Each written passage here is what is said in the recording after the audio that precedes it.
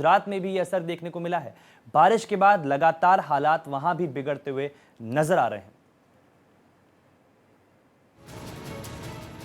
ये तस्वीरें हैं गुजरात की।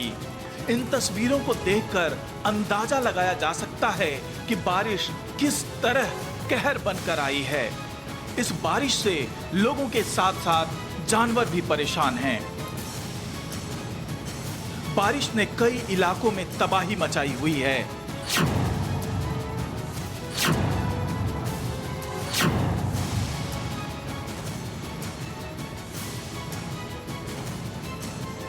चौबीस घंटे में हुई 10 इंच बारिश ने लोगों का जनजीवन पूरी तरह से अस्त व्यस्त कर दिया है। वडोदरा में मानसून की पहली ही बारिश ने प्रशासन के दावों की पोल खोल दी है। यहाँ सड़कों पर जगह जगह गड्ढे और सोसाइटियों में पानी भर जाने के कारण सड़कें नदियों में तब्दील हो गई है।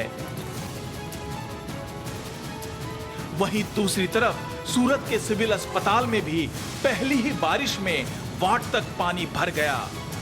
बेहिसाब बारिश के चलते जिले की औरंगा, कोलक, दमनगंगा, बाकी नदियां उफान पर है। भावनगर में बारिश में 7 लोग बह गए, जिनमें से 3 की मौत हो गई, जबकि 4 लोगों की किसी तरह जान बचा ली गई।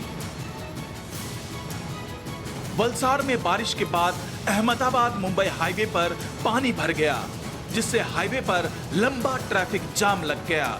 वलसाड़ में वांकल गांव के पास बन रहा एक पुल भी भारी बारिश की भेंट चढ़ गया।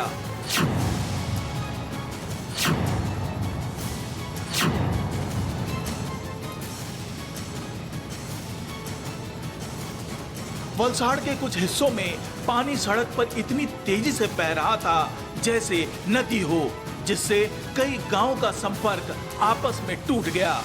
वापी में औरंगा नदी में बाढ़ आने से प्रशासन ने नदी के किनारे बसे कई गांवों को खाली करने का आदेश दिया है।